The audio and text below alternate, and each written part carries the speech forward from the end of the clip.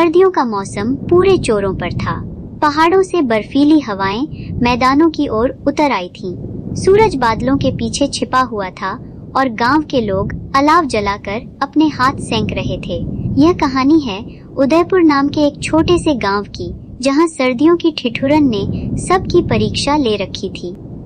गांव के बीचों बीच एक करीब लकड़हारा हरिदास रहता था। उसकी झोपड़ी टूटी फूटी थी, जिसमें से हवा हर ओर से घुस जाती थी।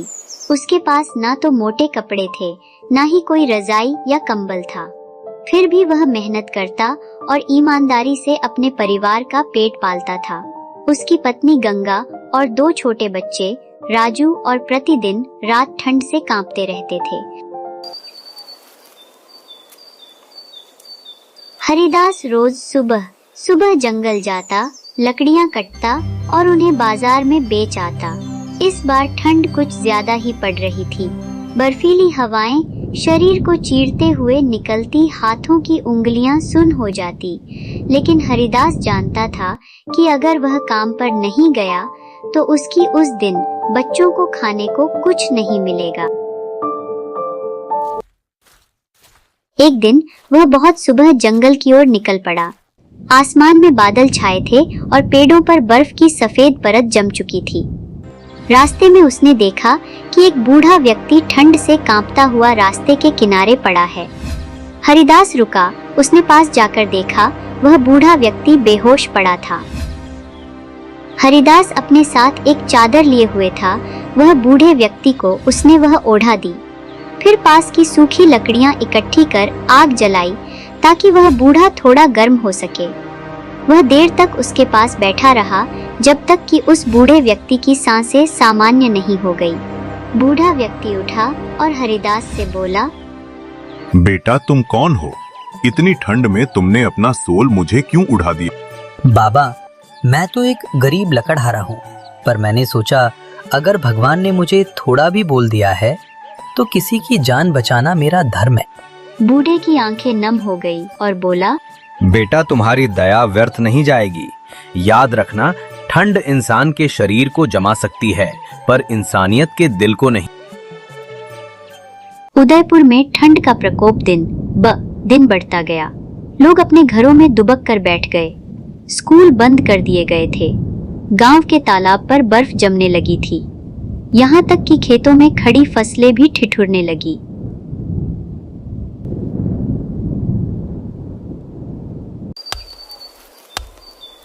हरिदास की हालत और खराब हो गई। लकड़ियां बिकनी बंद हो गई क्योंकि लोग बाहर निकलना ही नहीं चाहते थे। जो थोड़े बहुत पैसे थे बचे थे, वो भी खत्म हो गए। बच्चों के पास पहनने को ऊनी कपड़े नहीं थे। गंगा रात को बच्चों को सीने से लगाकर सुलाती ताकि उन्हें गर्मी मिल सके। एक दिन ठंड अपने चरम पर थी। अचानक तेज हवा और बारिश के साथ उनकी झोपड़ी की छप्पर उड़ गई। पूरा परिवार ठंड से कांपने लगा। हरिदास ने अपने बच्चों से कहा, डरो मत बच्चों, मैं हूं ना तुम्हारे साथ। भगवान हमारी मदद जरूर करेगा। गंगा की आंखों से आंसू बहने लगे। उसने कहा, जी, अगर हमारे पास थोड़ा पैसा होता तो एक अच्छा घर बना लेते, लेकिन अब तो लकड़ियां भी नहीं बिक रही। हरिदास बोला, गंगा सब्र रखो, ये ठंड ज्यादा दिन नहीं टिकेगी, बस हमें हिम्मत नहीं हारनी है।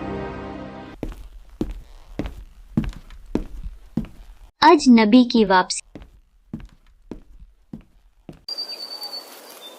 अगली सुबह जब हरिदास बच्चों को शांत करने की कोशिश कर रहा था, तभी झोपड़ी के बाहर किसी ने आवाज दी, कोई है यहाँ?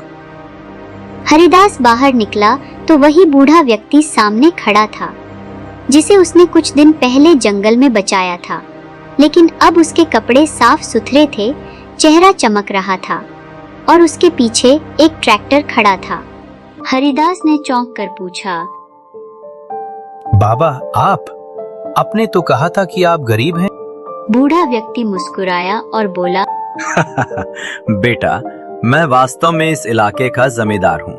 उस दिन मैं अपने खेत देखने गया था कि रास्ते में ठंड और तूफान में फंस गया। कई लोग मेरी पास से गुजरे पर किसी ने मदद नहीं की। सिर्फ तुमने इंसानियत दिखाई। बूढ़ा व्यक्ति आगे बोला, आज मैं तुम्हारा एहसान उतारने आया हूँ। ये ट्रैक्टर तुम्हारे लिए अनाज, कपड़े और कुछ पैसे लेकर आया है। तुम्हारे बच्चों के लिए गर्म कपड़े भी हैं। और हाँ, तुम्हारे लिए मैं गांव में एक पक्के घर का इंतजाम कर दिया है। हरिदास और गंगा की आंखें भर आईं। वे दोनों उसके पैर छूने लगे। बाबा, आपने तो हमें नई जिंदगी दे दी। आपका बहुत बहुत धन्यवाद। बूढ़ा व्यक्ति मुस्कुराया और बोला, नहीं बेटा, ये तुम्हारा हक है। इंसानियत का बदला इंसानियत से ही दिया जा सकता है।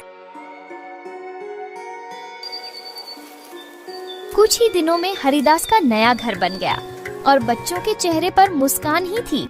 गंगा रोज सुबह भगवान के सामने दीपक जलाती और धन्यवाद करती। माता रानी, आपका बहुत बहुत शुक्रिया जो आपने हमारी मदद की। हरिदास फिर से लकड़ियाँ काटने जाता, लेकिन अब वह जरूरतमंदों को भी मुफ्त में लकड़ी दे आता। हरिदास अपनी पत्नी से कहता, गंगा, अगर मेरे पास आज गर्म कपड़े हैं तो किसी गरीब को ठंड से बचाना मेरा फर्ज है। जी, आप बिल्कुल ठीक कह रहे हैं। लोगों ने हमारी बुरे वक्त में मदद की, अब हमारा फर्ज बनता है कि हम गरीब लोगों की मदद करें। ठीक है गंगा, तो मैं आज ही गरीब लोगों में सर्दी वाले कपड़े बांट देता हूँ। ठीक है जी। धीरे धीरे उदयपुर गांव में हरिदास की कहानी फैल गई। लोग उसे दयाल लकड़हारा कहने लगे। अब गांव के लोग भी एक दूसरे की मदद करने लगे। जो अमीर थे भी